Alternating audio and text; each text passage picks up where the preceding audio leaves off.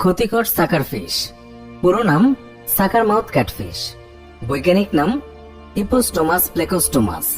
অ্যাকোয়ারিয়ামের শোভা বর্ধনকারী হিসেবে রাখা হয় বিদেশি প্রজাতির এই মাছটিকে। বর্তমানে দেশের বিভিন্ন নালা ডোবা সহ বিভিন্ন জলাশয়ে হরহামেশায় দেখা মিলছে এই মাছটির।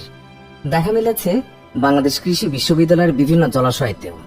দ্রুত বংশ বিস্তারকারী মাছটি জলজ পোকামাকড় ও শ্যাওলার পাশাপাশি ছোট মাছ এবং মাছের পোনাও খেয়ে থাকে। এছাড়া সাকার ফিশের পাখনা খুবই ধারালো।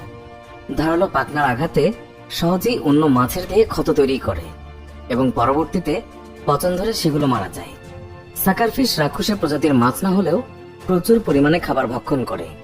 এতে দেশীয় প্রজাতির মাছের সঙ্গে খাদ্যের যোগান নিয়ে তীব্র প্রতিযোগিতা হয়। প্রতিযোগিতায় টিকে থাকতে না পেরে বিলুপ্তির সম্ভাবনা তৈরি হচ্ছে দেশি প্রজাতির মাছের। বাংলাদেশে প্রাপ্ত প্রজাতির সাকার ফিশ 16 থেকে 18 ইঞ্চি পর্যন্ত লম্বা হয়। মাছটি পানি ছাড়াই প্রায় 24 ঘন্টা পর্যন্ত বাঁচতে পারে। মাছ চাষিরা অভিযোগ করেন তাদের ঘিরে এই মাছ ঢুকে পড়ে চাষের উৎপাদন কমিয়ে দিয়েছে। এর ব্যাপক বিস্তার ঘটলে দেশীয় প্রজাতির মাছ হুমকির মুখে পড়বে বলে আশঙ্কা প্রকাশ করছেন মৎস্য গবেষকরা। অনুসন্ধানে জানা যায় সাকার ফিশের প্রভাবে মায়ানমার এবং আরব আমিরাতের মৎস্য চাষিরা ব্যাপক লোকসানের মুখে পড়েছে। বাংলাদেশে কয়েক বছর আগে উপকূলীয় জেলাগুলোতে প্রথম এই মাছের দেখা মেলে। তবে এখন সিলেট, ময়মনসিংহ, রংপুরের মতো জায়গা যা উপকূল থেকে অনেক দূরে, সেখানেও দেখা মিলছে এই মাছের।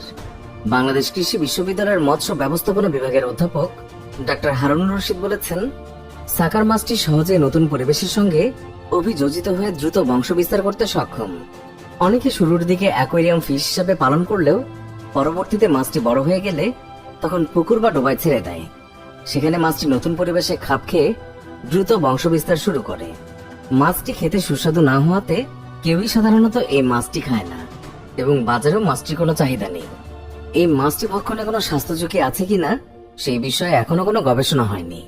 তিনি বলেন, এই মাছটি একবার কোনো জলাশয়ে ঢুকে পড়লে এর বিস্তার রোধ করা খুবই কঠিন। চাষের পুকুরে এই মাছ ঢুকে পড়লে অন্য মাছের সঙ্গে খাবার এবং বাসস্থান নিয়ে প্রতিযোগিতা শুরু করে। এতে করে বাইরে থেকে পর্যাপ্ত খাবার প্রদান করলেও কাঙ্ক্ষিত মাছের উৎপাদন পাওয়া যায় না।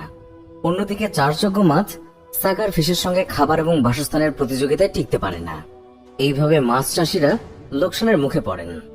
সুপ্রিয় দর্শক, এই ছিল আমাদের আজকের ভিডিওটি ভালো লাগলে লাইক দিন, আর নিয়মিত আমাদের ভিডিও পেতে এক্ষুনি আমাদের চ্যানেলটি সাবস্ক্রাইব করে পাশে থাকা বেল আইকনটিও প্রেস করুন।